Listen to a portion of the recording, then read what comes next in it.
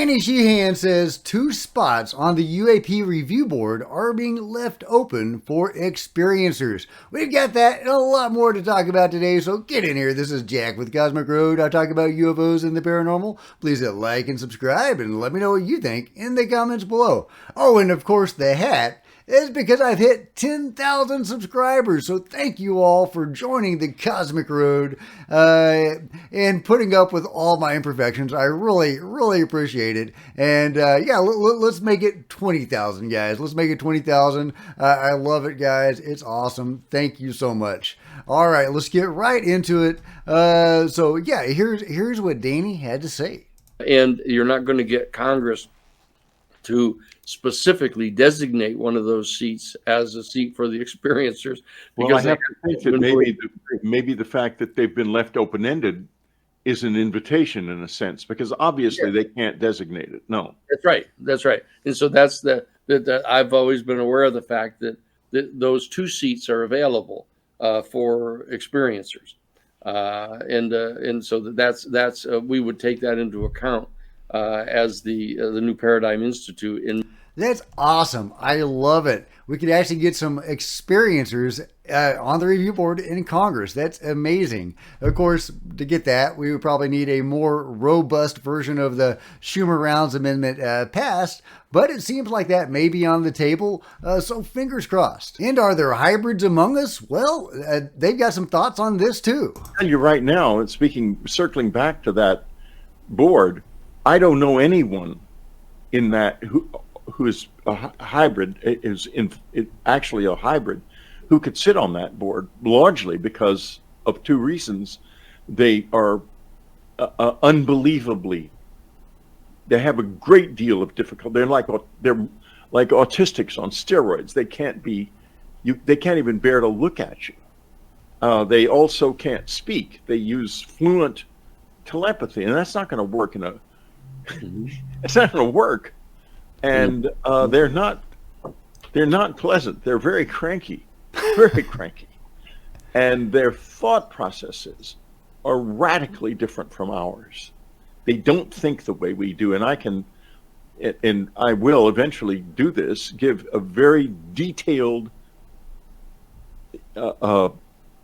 preface of exactly how that works and how they're different. But are there maybe other hybrids who are more like us? I don't know.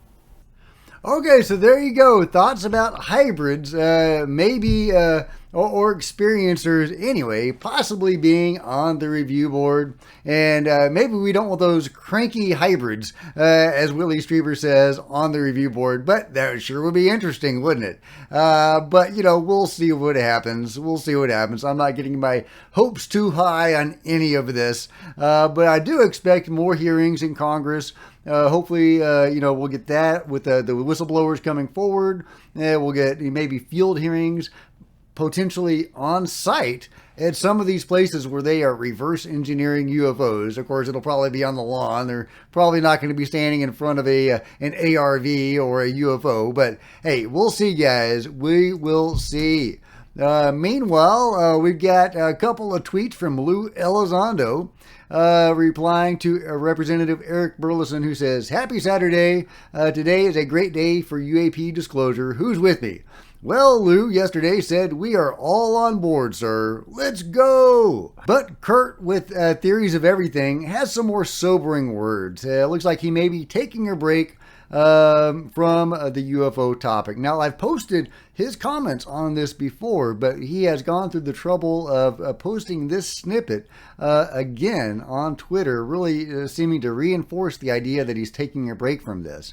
I was thinking that maybe his interview with Richard Dolan would mean that he was coming back to it, and but it seems like maybe not, based on this tweet, reposting this snippet deliberately now. So here it is. So my last UFO interview, my last interview with a UFO bigwig was 8 months ago.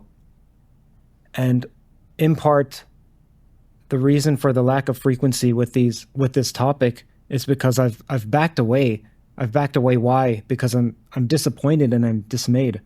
So the reason is that there's always the promise of some tangible governmental or scientifically sanctioned data that's just around the corner. There was the rumor of 40 new whistleblowers coming forward. It never panned out, but even if it was 140, then the next question is, so what? Because there's only so much that talking can do. And I see acrimony developing in the people who are involved in the scene. So my last So yeah, sure. Of course, there is reason for caution. Don't get your hopes too high on any of this. But those 40 plus whistleblowers are apparently going through the Doppler process, the same that David Grush went through. And it's a process. It took him a long time. And where's his op-ed? You know, I mean, Lou's book is taking forever to come out. Maybe it's going to come out in November. But there is a process. And, that's unfortunate. They're probably stripping out all the good stuff of what they're able to talk about. Very frustrating. I totally understand Kurt's frustration, but we are getting information. I mean, David Grush did go through the Doppler process, and he was allowed to speak about certain things, UFO crash retrievals, even assassinations, etc. He is able to talk about some pretty meaty topics. So we just have to be patient. We all want disclosure now. Hey, me too, right? But that's not the way it works, unfortunately. And this has been going on for 70, 80 years, and we are starting to get stuff now officially, through the Doppler process. Can't get too much more official than that. So we got legislation called the UAP Disclosure Amendment. However watered down, it's still the UAP Disclosure Amendment. We got whistleblowers coming out. There's all sorts of reasons to be optimistic, but at the same time, we do have to be patient. But on the other hand, we've got bodies, y'all. We've got bodies. I mean, for the first time ever, we have confirmed bodies from 50 plus doctors and scientists that have studied them, confirming these are legit bodies. These are not dolls. These are not hoaxes. These are not human. So the range of options is pretty limited. If they evolved here on Earth naturally, well, that is a huge gap in the fossil record. There are multiple of these species. Where's the fossil record, right? So they are probably not native to Earth, although they may have been created here. So maybe they are native in a way. But either way, we've got bodies, y'all. We've got bodies. We've got whistleblowers going through the pipeline. There's reasons to be optimistic. So for any of you feeling like Kurt, just take, like Lou Elizondo says, get a hobby, but just be patient. And it's coming, guys. It's coming. Meanwhile, apparently some interesting emails from Gary Nolan and Dr. Stephen Greer.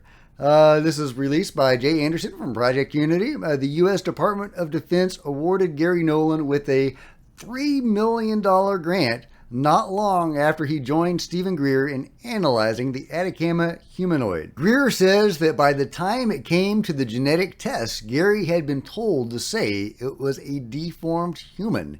And these are allegedly emails from Gary Nolan. It's basically saying that the chances this is a spontaneous chance mutation are infinitesimally small. Yeah, and apparently this is the email right here saying exactly that. The chances these genes would come up by chance are infinitesimal. So is the Atacama humanoid truly alien? Because we have heard the rumor told from a former producer of a Stephen Greer documentary who talked to Gary Nolan at a party, and Gary Nolan supposedly told him that, yeah, it was alien. And Gary has then went on Twitter saying he hadn't said that, but then he kind of said something to the effect of, well, it was just talk. So basically confirming that he had said that. So I love you, Gary. I'm not trying to throw shade on Gary, just trying to get to the truth of that very interesting humanoid. And if you've forgotten the Atacama humanoid, this is the fella, or this is the guy right here that Gary Nolan studied and said was just the result of a series of genetic disorders. But apparently, privately, he was saying something completely different. And again, I don't mean to bust Gary's chops on this, but at the same time, I want the truth. and I would like him to be truthful and honest about what he really thinks. Now, his hands may be tied. He may be, if he's read into programs, he may be obligated to lie about stuff or to be untruthful, to be charitable, and he may not be able to tell the truth. But is the Atacama humanoid part of that? Maybe it is, maybe it isn't. Maybe he just doesn't want to appear fringy so that he can continue to study this stuff in the mainstream and get funding for his projects. And I get that. I mean, that's kind of the problem with mainstream science, is that that's where the money is, but you have to tote, the party line, the mainstream party line, in order for that to continue. And the truth may lie outside of the mainstream. So I would love to get some clarity on this. Again, I'm not trying to throw shade on Gary. Love Gary Nolan, but it's kind of an important deal, right? If this is a human or a non-human. So let me know what you guys think in the comments below. Meanwhile, meet Robert Maddox, the engineer YouTuber who puts jet engines on absolutely everything. Oh my God, this guy is my spirit animal. I love it. This is badass. He's giving Bob Lazar a run for his money. Look at that. Look at that. Oh, that is so cool. Look at that guy. Oh my God, he is badass. He is badass. Love it. Meanwhile, from Michelangelo, Mario Woods, a former staff sergeant in the U.S. Air Force, says he heard that it took decades to get inside the internal chamber of the craft from Roswell. I just heard something recently that in the Roswell crash, it took 20-something years to break through the internal part of this chamber where there were two beings in it. Mm-hmm. And of course, after 20-something years, you know what that must have been like. It had to be mush by that time, whatever they are. Yeah. But being that they were able to do that, they invented a new type of a cutter, a plasma type cutter that was able to penetrate that metal. For 20, 30, 40 years that they couldn't get through it. So they just had this little pod sit off to the side, as what they do with all these projects. They work on them as long as they can till it reaches the technology level we are today. They can't go any further. They put it back. They wait for new and smarter people to come up with higher IQs and better training and background and imaginations. They bring it all back out and say, what can you do with this?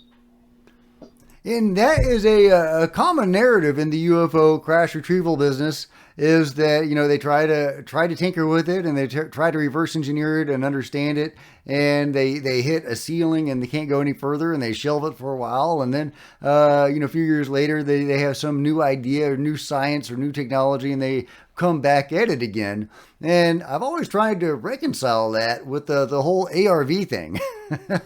We've got our own UFOs, and that we've been working with live beings apparently since the late 50s and early 60s, according to various whistleblowers like Lockheed Martin Skunk Works engineers, like Don Phillips. And I've gone through all of that on the channel multiple times before. But yes, so there seems to be several different levels to all of this. And, it's like an onion, and with deeper layers of that onion. And the deepest layers are pretty deep. You've got the DUMBs, the deep underground military bases, working with beings. You've got, flying our own UFOs. Mike Carrera says we fly our own UFOs into space so often that the pilots are getting bored flying in space. And I told him that was my dream, to get bored flying in space. But yeah, so we have, that deep level of the onion. And then we have the I don't know if it's much higher or, moderately higher level of the onion, where they're reverse engineering this stuff and can't make enough headway. So, it's trying to it's hard to reconcile all the different parts. What factions are doing what, is it the military that's been making the progress? Is it the private, aerospace companies that have been making the progress? Because it seems like all the good stuff is in the DUMBs and that sort of thing, right? But at the same time, it seems like the aerospace companies, they have their own UFOs. So, John Stewart's information, corroborated in part by Nico, they're getting in firefights with the government over a downed ARV. that sort of thing. So, how many layers are there? Who is doing what? I would love some clarity on all this. So if you have any ideas, who is doing what at what level, let me know in the comments below, and let me know what you think about the rest of this stuff in the comments below. And if you've enjoyed this video, please give me a big thumbs up. I sure would appreciate it. Smash the like button and the subscribe button and the bell to be notified of future videos. You don't want to miss a thing. Join me on social media, Facebook and Twitter, links below. Love to see you guys there. If you wanted to support Cosmic Road in an even bigger way, consider grabbing a coffee mug or a t-shirt in the merch store below, or by becoming a channel member, because channel members are rock stars, and I really appreciate you guys' support. Thank you so much. Meanwhile, there are plenty of other videos on the channel, and I'll see you guys next time. This is Jack with Cosmic Road, signing out.